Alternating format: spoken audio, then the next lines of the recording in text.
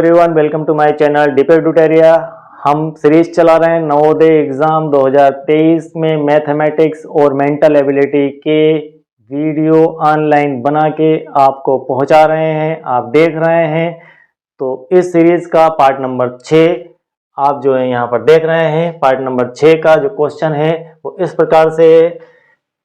ये जो है 30 जनवरी, बहुत ही बढ़िया क्वेश्चन, इस टाइप के क्वेश्चन पूछे जाते हैं। ये 30 जनवरी 1968 को सुबह 6 बजे दिल्ली से मुंबई के लिए चला। वह 3 मार्च 1968 को शाम 6 बजे मुंबई पहुंचा। उसने कितने घंटों का सफर तय किया? इस प्रकार के क्वेश्चन हमें जनरली एग्जाम के अंदर देखने को मिलते हैं। तो चलिए कैसे सॉल्व करते हैं। सीधी सी बात है, इन दोनों के बीच का समय का गैप हमें निकालना है। हम दोनों के पॉइंट लिख लेते हैं, स्टार्टिंग पॉइंट और एंडिंग पॉइंट। स्टार्टिंग पॉइंट हमारा है, स्टार्टिंग हुई थी 30 जनवरी 30/1/1968 को। टाइम रहा उसका सुबह 6 बजे मॉर्निंग में। तो यहाँ लिख देता हूँ मॉर्निंग में 6 बजे। ठीक है, यहाँ पर मॉर्निंग में 6 बजे वो निकला। पहुंचा कब? वो 3 मार्च 1968, मतलब वो एंडिंग टाइम इसका जो है वो है 3 मार्च। मार्च में आपका तीसरा महीना आता है 1968 को ही। और टाइम रहा उसका पहुंचने का शाम को 6 बजे, मतलब इवनिंग में आपका शाम को 6 बजे वो वहां पर पहुंचा। तो इन दोनों के बीच का हमें टाइम का गैप निकालना है। अब इसको हम कई टुकड़ों में समझेंगे। अब आप उसको बाद में फास्ट कैलकुलेशन कर सकते हैं, लेकिन आपको समझाने के लिए मैं इसको एक एक करके ब्रेक कर करके बताता हूं कि किस प्रकार से इसको सॉल्व किया जाता है।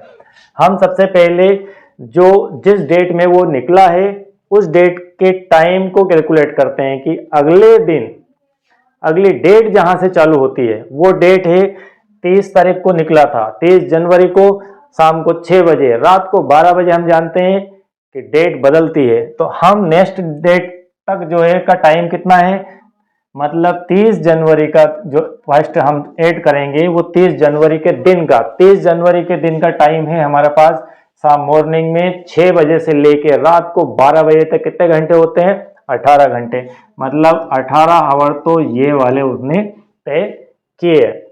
हम पहुंच गए 18 आवर यहाँ ऐड करने के बाद में 31 जनवरी के दिन, चूंकि जनवरी 31 का महीना होता है तो 31 जनवरी के दिन दूसरा नंबर हम ऐड करेंगे 1 डे।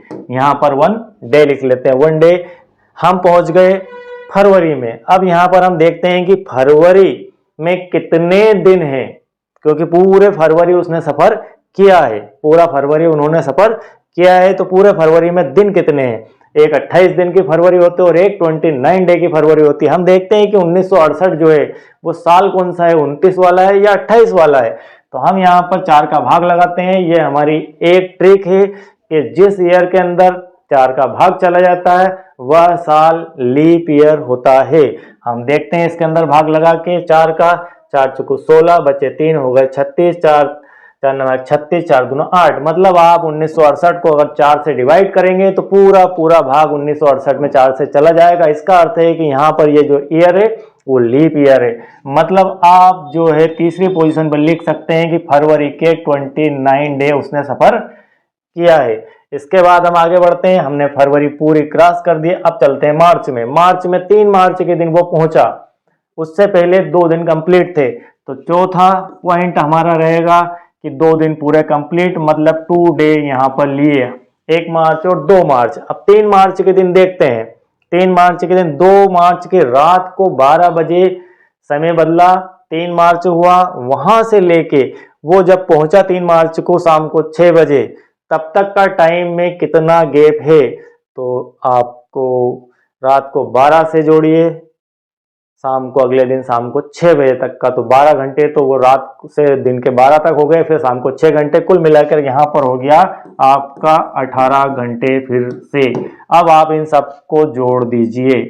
जोड़ने में हम 18 घंटे तो ये वाले, 1 डे के 24 घंटे। आप ऐसे ना जोड़ते हुए एक काम कीजिए, डे को एक तरफ जोड़ दीजिए और घंटे एक तरफ जोड़ दीजिए। आप यहाँ पर जोड़ेंगे 29 और 1 30 और 1 32 डे है और 18 ये हावर है और 18 ये वाले हावर है, इन सबको जोड़ देते हैं हम अलग से। तो यहाँ पर हमारा हो गए 18 और 18 36 हावर तो एक हो गए, और आपके 32 डे मतलब 32 इंटू 24 से मल्टीप्लाई कर दो इसे।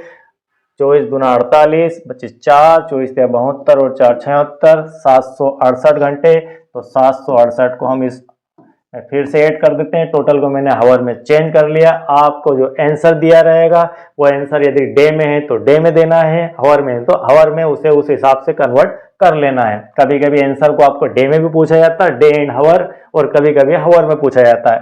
तो आप क्वेश्चन की कंडीशन के हिसाब से इसका आंसर बनाएंगे। अभी मैं आपको हावर में आंसर बना के दे रहा हूं। 8 और 6 14 की 4 बचे 1, 6 3 9 और 1 10, 7 और 1 8, कुल मिला के 804 घंटे का सफर तय करने के बाद दिल्ली से मुंबई वह लड़का पहुंचा है। तो इस प्रकार के सवाल बहुत ही बढ़िया क्वेश्चन से हैं, परीक्षा में पूछे जाते हैं। इसका प्रैक्टिस कीजिए आप, और हम हमारा नेक्स्ट क्वेश्चन देख लेते हैं इसके बाद। अगला क्वेश्चन है हमारा यहाँ पर संख्या 6782 में 8 और 2 के स्थानीय मान का अंतर क्या होगा। कभी कभी हम इस प्रकार के सरल क्वेश्चन को नहीं करते हैं कि क्या पूछेंगे परीक्षा में, ऐसा कभी कभी इस प्रकार के प्रश्न भी पूछ लिए जाते हैं टाइम मैनेजमेंट के हिसाब से। पेपर बनाते समय कुछ क्वेश्चन को सरल और कुछ कठिन स्तर के रखे जाते हैं। तो यहाँ पर पूछा गया है 8 और 2 के स्थानीय मान का अंतर क्या होगा। तो 8 का स्थानीय मान हम देखते हैं यहाँ पर 80 है और 2 का स्थानीय मान 2 है। हमें करना है उसका अंतर, मतलब 80 में से 2 को घटाना है। आपके पास आ गया 78। ठीक, एक क्वेश्चन तो आपका यहाँ पर सॉल्व हो गया। उसके नीचे मैंने एक क्वेश्चन और लिखा है, ये आपको इंडिकेट करने के लिए लिखा है कि इस प्रकार के क्वेश्चन को आप जहां भी मिले सॉल्व कीजिए, क्योंकि एग्जाम में इस प्रकार का एक क्वेश्चन आपसे डेसिमल वाला पूछा जाएगा। यहाँ पर सिंपल क्वेश्चन है कि 0.5 प्लस 0.05 प्लस 0.005 को आपको ऐड करना है। दी गई संक्रिया हमारी प्लस है, इसलिए उसे प्लस करना है। तो चलिए इसको जोड़ देते हैं हम। जोड़ने का एक तरीका होता है डेसिमल में, डेसिमल को हमेशा डेसिमल के नीचे रख के जोड़ और घटाव करना होता है। तो हम यहाँ पर रखते हैं 0.5, ये लिखा मैंने, 0.05 ये लिखा, 0.005 यहाँ पर लिखा है। अब इसे मैं जोड़ देता हूँ। अब आप कहेंगे यहाँ तो जगह खाली है, तो यहाँ पर ये लिख दिया, यहाँ पर ये लिख दिया, यहाँ पर ये लिख दिया। ठीक है, 0 0 कर दो आपकी सुविधा के हिसाब से, और आप यहाँ इसे जोड़ देंगे। 5 ऐसा आ गया, 5 यहाँ पर आ गया, क्योंकि इसके साथ 0 जुड़ेगा तो 5 भी आना है, और इधर 5 के साथ 0 और फिर 0, तो यहाँ पर भी 5 आना। ये पॉइंट जनरली इस प्रकार से हम लिख देते हैं, लेकिन इसमें अगर लिखने के तरीके में थोड़ा सा संशोधन और करें तो और बेहतर इसको लिखा जा सकता है। आप डेसिमल से पहले हमेशा 0 लगाएंगे यहाँ पर, और यहाँ पर भी 0 आना चाहिए। ये सही तरीका होता है लिखने का। 0.555 मैंने जानबूझकर वहां पर 0 नहीं लगाए। आप देख रहे हैं आपके दिमाग में कुछ चल रहा है या नहीं चल रहा है। तो आपके दिमाग में अगर कुछ ऐसा चला था कि सर ने 0 नहीं लगाया, तो सही विचार किया था आपने। इस प्रकार से लिखा जाता है इसे। इसमें कई चीजें आपको क्लियर कर दी। इसके बाद में आपको डेसिमल का आपस में गुणा करना और डेसिमल की संख्याओं का भाग करना आना चाहिए। इसके लिए हम एक स्पेशल वीडियो बनाएंगे जिसमें आपको डेसिमल के जोड़ घटाव गुणा भाग के मैं रूल्स बताऊंगा, किस प्रकार से उनको सॉल्व किया जाता है। तो चलिए आप वीडियो के साथ बने रहिए, देखते रहिए, लाइक कीजिए, शेयर कीजिए, सब्सक्राइब कीजिए। आई होप आपको वीडियो देख के ज़्यादा से ज़्यादा सीखने को मिले। Thank you.